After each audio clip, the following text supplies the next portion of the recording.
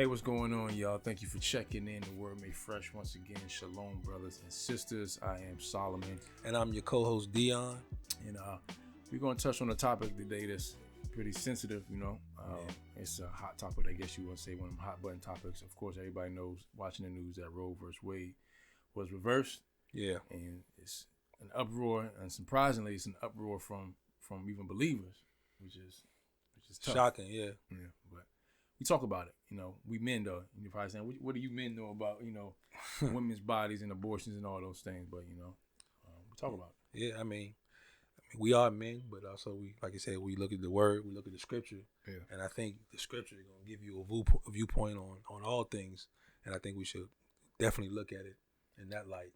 Yeah, at the end of the day, you know, you can't go on feelings and nothing like that. You just got to go to the word. You know, it don't matter if you're man, woman, boy, girl, whatever the case may be. You stick to the word, then you ain't got to worry about much. You know, any opposition, they're not, you know, opposing you. They're just opposing what the word says. So that's basically what we're going to do. So let's see, where do we start? So I guess we could talk about exactly what took place for those who don't know as far as Roe versus Wade. I hope they know. I mean, those should know, but yeah. Just basically, you know, what's taking place is they, you know, they made it so that, I guess you can say, abortion is a choice that the state is left up to the states to choose. That to the states instead of being federal across the land. Yeah. And that's 1973 they first passed it. So that's been what, my math right, it's almost 50 years. Yeah. You know, it's overturned. And an interesting fact is, well, a lot of people, I don't know, the person, I think Rose, the lady's name, she never got an abortion. She never got an abortion. Right. And she even became a believer. And she said, you know, that she regrets everything that took place with the whole ruling and things like that. So I'm like, man, you know, something new, right? Something new. So I think one of the things that we do, right, is you always look at the origin of stuff. Because a lot of times people, we do stuff, you know, and we won't go too far in it, but a lot of times we do stuff and we don't know the origin of the things we do. And I think sometimes you look at the origin of some of the things that people participate in, they were like, well, whoa, if I knew that's where it came from, then I wouldn't even, do that. Right. And so talk about the origin. Like, this abortion thing didn't take place in 1973. That's not when it first took place, right? I mean, if we really want to go to the beginning of it, I think it all started with like Planned Parenthood. One of the people that we know was integral in starting this was Margaret Sanger. Yeah. And if you know anything about Margaret Sanger, she was a eugenist. Yeah. You know, you gotta look that up, because I mean, I can't speak for everybody else, but you know, some people may be ignorant of that and what she stood for. No.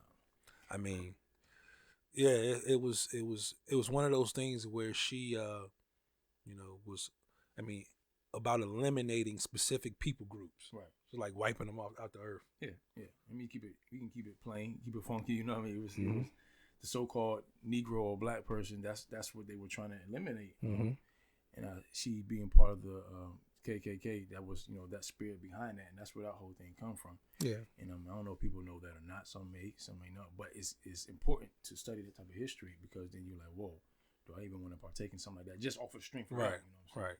I mean, I got a quote from her.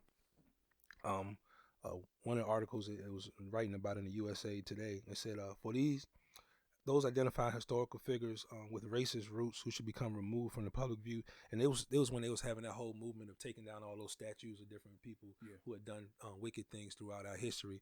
And they got up to to Margaret Sanger, and it said, in promoting birth control, she advanced a controversial something that was called the Negro Project. Wrote in her autobiography speaking to a Ku Klux Klan group, and advocated for a eugenics approach for breeding for the gradual suppression, elimination, and eventual extinction of defective stocks, these human weeds which threaten the blooming of the finest flowers of American civilization. So, you know, one of the people who she looked at as being this defective stock were the Negro. Right. You know, whether she was in it or associated with KKK, we know basically it was racism. Yeah, I know, like mental health, people who are disabled, all those people fell under that umbrella. They wanted to just pretty much extinct them. Right, that too, yeah.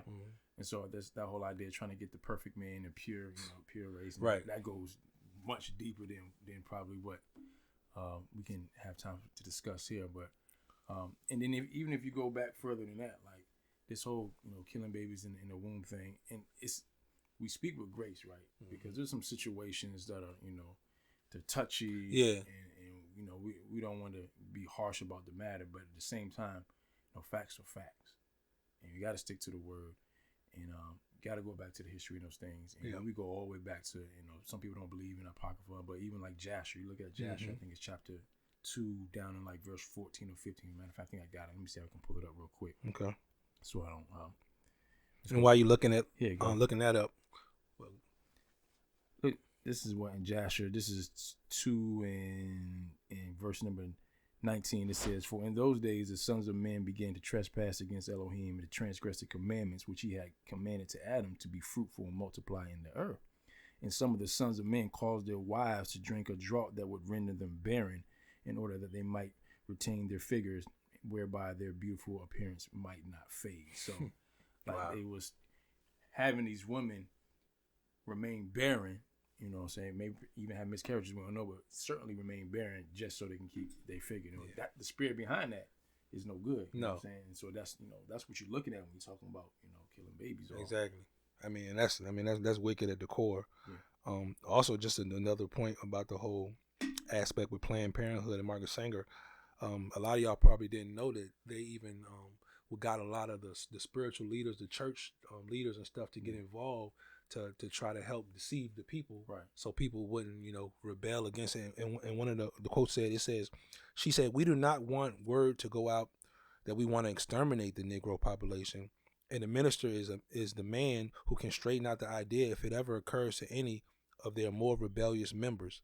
So I mean, and I think politically, we can talk about a lot of things when they enlist a lot of the church members to get involved, church leaders, because that has a direct impact on the congregation and whether people would, you know, stand up against certain things that they see as wrong or not. And when it comes to those issues, they'll just tell them, you know, to kind of be docile and you know, be calm, and you know, we're gonna do the quote unquote Christian thing and just turn the other cheek, but you know, certain things when you know that is wicked at the core, and when you know it's against the Most High in the scriptures, I think we as believers we are called to kind of stand up and speak against those things. I can agree. And then speaking of scriptures, like we, at the end of the day, that's what we have to resort to, right? When it comes to forming our perspective of any matter, you know, socially, whatever the case may be. And one of the resounding cries is that it's my body, my choice, right? And the question is, like, really, is it your body? Now, I understand, probably should have said this on the onset, but we're talking to believers mainly. You know what I'm saying? Because at the end of the day, the word says, you know, if you're carnally minded, you're not going to understand these spiritual concepts. Correct. Anyway. So we're really talking to believers, right? And as a believer, you got to ask yourself, is it really your body? Because when we go to the word, 1 Corinthians, was it 6 and 19, I believe it is, 18 and 19, if I read it. But it simply says, you know, what? You know, you're not, you know, that your body is a temple of the Most High. You know what I'm saying? And you've been bought with a price. Your body's not your own. I don't want to misquote. Let me read it exactly. Yeah. So that I don't get the word of the Most High all tangled up. But this is what it says directly. It says, "Or do you not know that your body is a dwelling place of the set apart spirit of the Ruach HaKodesh, who is in you, which you have from Elohim, and you are not your own? For you have been bought with a price. Therefore esteem Elohim in your body and in your spirit." Yeah. So whose body is it, really? As a believer, anyway, you know what I mean? Whose body is it? Absolutely. I mean, you know, you're under his leading. You're under the leading of the Ruach. Right. You know, you just can't do what you want to do. And then that's a very good point. So I mean, you would think twice before you start, you know, yelling out "my body, my choice." And then, like, and like I said, I mean, it's a sensitive topic because you got, what about situations like, you know, incest or sexual abuse, rape, you know, things of that nature. You know, those are tough decisions you have to make. You know, what do you do? And I think a lot of times we look at the situation, and in many cases, I mean, it's absolutely wicked things that bring about these situations that these people get involved in. Yeah. But I guess the question for me always goes back to, you know, is that still a life in a woman, in her womb? Is that still a life? And if it is a life, then how we deal with it, you know, is very important. Absolutely. You know what I'm saying? Because if we are ending that life, then I mean, call it what it really is. Yeah. You know what I'm saying? And like you look in the scriptures, not only is the body belonging to the Most High, But he says in Ezekiel 18:4, he says, "See, all beings or all souls are mine. Mm-hmm. The being of the Father as well as the being of the Son is mine. The being that is sinning shall die." So not only is the body, belong to the Most High, but he says the soul, the very, essence of a person. He said that belongs to me too. So we don't have the authority to take a life. You're right. You know what I'm saying? We don't have that authority. We haven't delegated that. I mean, even you think of your children, you think of my children. We pretty much stewards. We're stewards of our children. That's right. They don't even really belong to us. They belong to the Most High. Matter of fact, what is that verse? I wish I could. I think it's in maybe Psalm 133. I may be misquoting it, but it simply says, children are a heritage from Yahuwah. Mm-hmm. You know what I'm saying? And like they're a gift from him. So we just go around destroying his gifts like that. You know what I'm saying? They may be knuckleheads sometimes, but they still a gift. Yeah, he's the real father. Right, absolutely, absolutely. And then we can look at the verse in Jeremiah, Jeremiah 1, verse 5. He says, "Before I formed thee in the belly, I knew thee, and before thou camest forth out of the womb, I sanctified thee, and I ordained thee a prophet unto the nations." So he's speaking to Jeremiah in this case. He's saying, before whatever you say, conception or any of that thing ever took place, he had already had planned what he was going to do with his life. And that's no different than us. We come into this life and, we have different purposes and different things. And, how do you know if you cut that short, that was someone that the Most High might have had a certain plans for that he would intend for their life. And he always got plans. You know what I'm saying?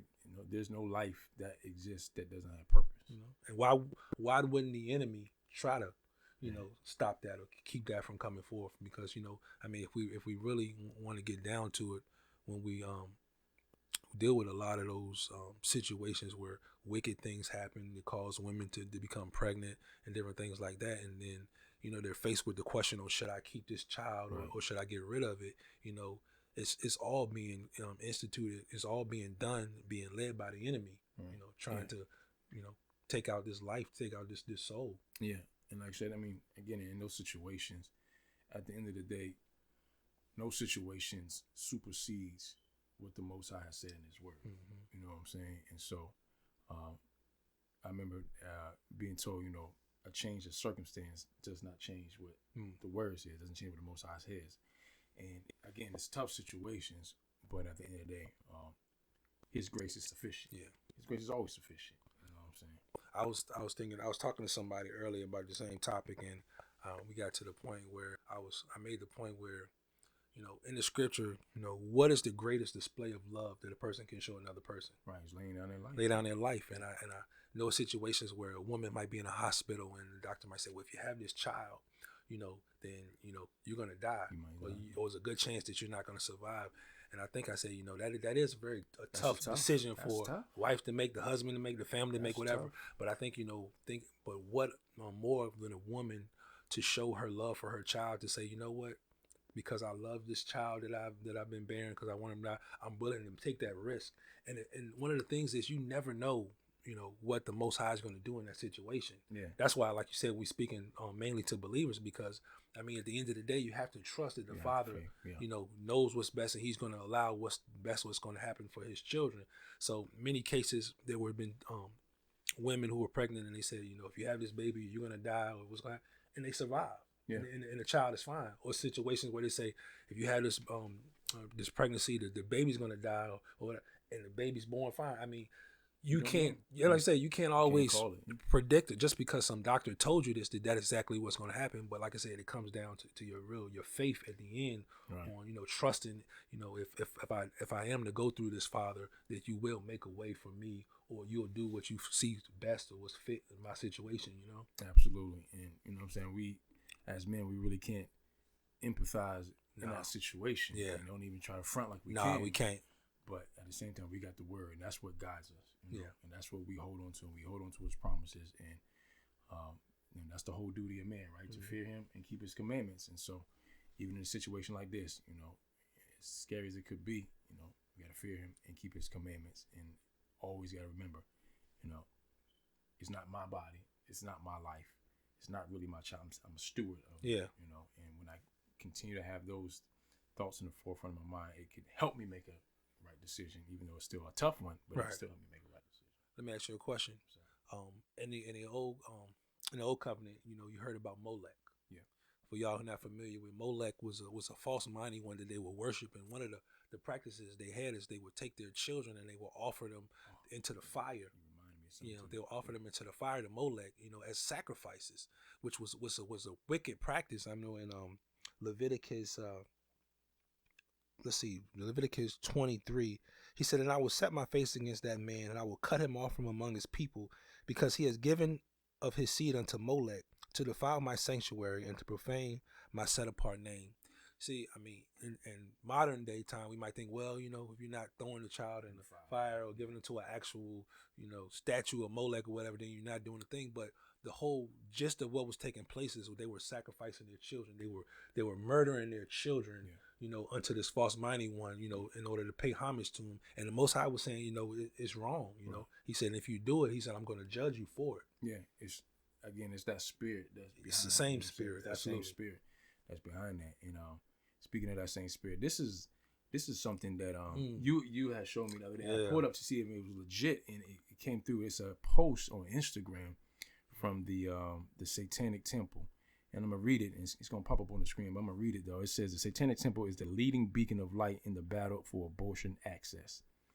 Let that sink in for a little bit. The Satanic Temple is the leading beacon of light in the battle for abortion access. With Roe v. Wade overturned, a religious exemption will be the only available challenge to many restriction to access.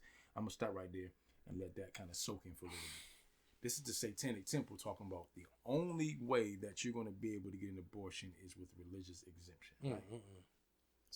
So here they go on to say this. TST, the Satanic Temple, stands alone because we are the only entity that can assert a religious liberty claim that terminating a pregnancy is a central part of a religious ritual that encourages self-empowerment and affirms bodily autonomy. Wow. Like, what are they saying? Like, you got to understand what they're saying, right? Break it down for them, man. Abortion, according in their perspective, that's something that they perform as a ritual. You know what I'm saying? And it goes back to what you were saying about that Molech, right? About that false mighty one, Molech, and the spirit behind it.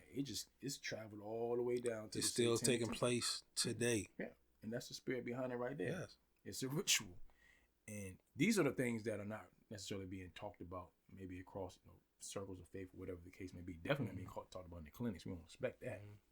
But to the believer, you got to take something like this and say, well, okay, maybe I need to alter my position on what I think about abortion. You know what I'm saying? And I think even for women, we're not saying that you don't matter, that you're you matter a lot. You're very important, you're very valuable. But I think but we can't just dismiss that living child that's growing in your body and say that just because it's in my body, then I can do whatever I want with it. It's like we said before, all children, all seeds, they belong to the Most High. Right. And you have to, go to him and trust him to give you guidance as far as, what to do in situations. And I think, when it comes to, pro-life or pro-choice, I mean, like Solomon said before, I mean, it's not our choice because it's not our bodies, what I'm saying? It's what he wants for us to do. Right. And like I said, if you can't go through the scripture and find, something in the word that's telling you to do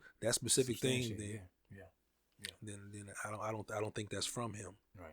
We know that's not from him, man. At the end of the day, it's killing. Yeah. It's murder. It's murder. Just to put it plainly, it's murder. He murders an innocent life, and the Most High says innocent blood doesn't go unpunished. I mean, do you even know the numbers? How many millions of babies have been aborted? It's crazy. I mean, I've seen stuff where they were actually taking the babies out of the women. They would still be alive, and they would like experiment on them. I mean, a lot of people don't talk about it, but abortion, the fetuses is real big business. I wasn't gonna go there. We there. Once you open it, you know what I'm saying? Yeah, we there. It is big business. It's unfortunate, but Do you know how much those little organs go for? The love of money is the root of all evil, right? It's man. Business. And this whole overturning, you like to think, this is a great victory for believers and all, but when you understand who's really behind governments and running the world and things of that nature, sure, you want to jump up hooray, it's a big victory, but you always there's some underlying agenda. Something behind it. Always some underlying agenda behind it, and so. we always keep our ears and eyes open and be sober. You know what I'm saying? We're not ignorant of his devices. No, because I mean the world is moving forward in darkness. You know, not in dark, but that's why it's so important us believers to be that light, because you know as times get darker and they get worse, and the prophecy in the scripture gets fulfilled, we're gonna have to stand out. You know, we got to stand up and stand out. And when you're really standing on what's the truth, it's not gonna always coincide with what they're doing in the world, whether it's legislation and things. And like I said, it's not your view. It's not going to be the popular one. Of course. You know, but whenever in the scripture has been popular. Whenever are you supposed to be popular as a believer, right? That's the thing. So if they hated me, they're gonna hate you. Of course. And then your viewpoints are, you know what I'm saying, going to coincide with that same thing, you know? Yeah. So yeah, man, that's kind of the gist of it, you know? Yeah. I mean, like I said, a brief discussion, but at the end of the day, it's one that I think is necessary. Yeah. And we gotta have that understanding because the world is watching. Yeah. And when you see believers upset that something like this is overturned, you're like, whoa, wait a minute, you know what I'm saying? We could agree on this? No, we shouldn't. So right, it's definitely a sensitive topic, but it's a necessary one as well. Right, absolutely. Yeah. So I ain't got nothing else, man. Listen, we appreciate you watching and taking definitely. time, and we love to hear you respectfully comment. You know, if you disagree, even so be it. We can talk about it, chat it up, whatever the case may be. But I don't have anything else, man. What about you? I mean, I think we pretty much hit on, you know, what's going on and how we feel about it, and you know what I'm saying. I mean, this life, you know, what we talking about. You know, we trying to make sure just at the end of the day we just being real. You know, being real about what's going on. There's no reason to sugarcoat it. You know, when it comes to the faith, you know, you really have to decide, you know, what you stand for and what you believe in. Stand on it. Yeah. Don't move. To the Most High, show you something different. You know, and it's gonna cost you sometimes. But you know what I'm saying, if any believer, we've accepted that, say, yea, although shall live godly, and Yahushua Messiah is going to suffer some form of persecution, and however it comes, who knows? But that shouldn't affect whether you stand on the truth or not. Absolutely. Hey, we appreciate y'all so much. If you're new here, enjoyed it, got any value, whatever the case may be, the like button, subscribe. We'd love for you to come back and visit us once again. And until next time, as we sign off and normally say, learn the word, live the word, and share the word. Shalom. Shalom.